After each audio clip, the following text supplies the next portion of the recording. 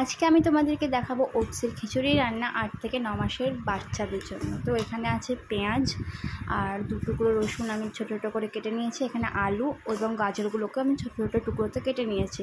আর এখানে আছে মুগ ডাল, তোমরা মসুরির ডালও ইউজ করতে পারো, কিন্তু মুগ ডালটা বাচ্চাদের জন্য বেশি ভালো। আর আছে ঘি, আর এই বাটিতে আছে ওটস 3 টেবিল চামচ পরিমাণ নিয়েছি, তোমরা তোমাদের পরিমাণ অনুযায়ী নিয়ে নিতে পারো। এখানে আমরা প্রেশার কুকারে প্রথমেই দিয়ে দেবো 1 টেবিল চামচ পরিমাণ ঘি। এখানে আমি বড় চামচের 1 টেবিল চামচ নিয়েছি। তো ঘিয়ের মধ্যে আমরা সর্বপ্রথম দিয়ে দেবো রসুনটা একটু ভাজা ভাজা হয়ে এলে আমরা এখানে অ্যাড করব পেঁয়াজ, এবং পেঁয়াজটাও হালকা ব্রাউন হয়ে এলে আমরা এখানে আলু এবং গাজরটা একসঙ্গে অ্যাড করে দেবো। সবজিগুলোকে হালকা একটু নেড়ে ছেড়ে নেবো যাতে সবজিগুলো কাঁচা গন্ধটা পেরিয়ে যায়। এখানে আমি দিয়েছি হালকা পরিমাণে একটু হলুদ। যদি 1 বছরের কম বয়সী বাচ্চাদের জন্য করো তাহলে লবণটা স্কিপ করবে, আর 1 বছরের বেশি বাচ্চাদের জন্য করলে লবণটাকে ইউজ করতে পারো।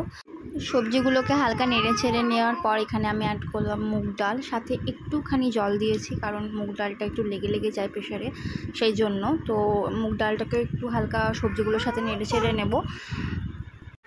এরপর আমি এতে পরিমাণ মতো জল দিয়ে দেবো, মানে সেদ্ধ হতে যতটুকু জল লাগবে ততটুকু জল দিয়ে নেবে তোমরা তোমাদের আইডিয়া অনুযায়ী। তো জলটা দেওয়ার পরে এখানে আমি এবার ওটসটাকে মিক্স করব।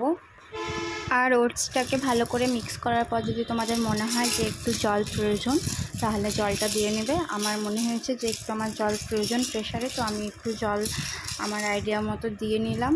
এবার প্রেশারের ঢাকনাটা লাগিয়ে মাত্র 3টে সিটি দেবো, একদম গ্যাস লো ফ্লেমে রেখে একদম 3টে সিটি দেবে।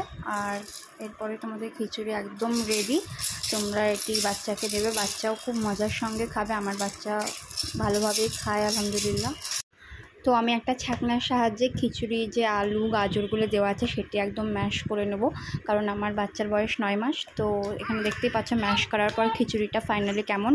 তো এটা খেতেও ভীষণ টেস্টি হয়।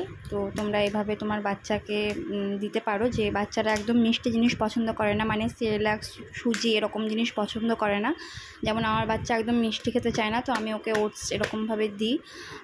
তো তোমরাও এরকমভাবে বাচ্চাদেরকে দিতে পারো। এটি ভীষণ হেলদি এবং বাচ্চাদের জন্য খুব টেস্টি একটি খাবার। তো আজকের ভিডিওটা এই পর্যন্তই। ভালো লাগলে একটি লাইক কমেন্ট শেয়ার অবশ্যই করে দিও। টাটা।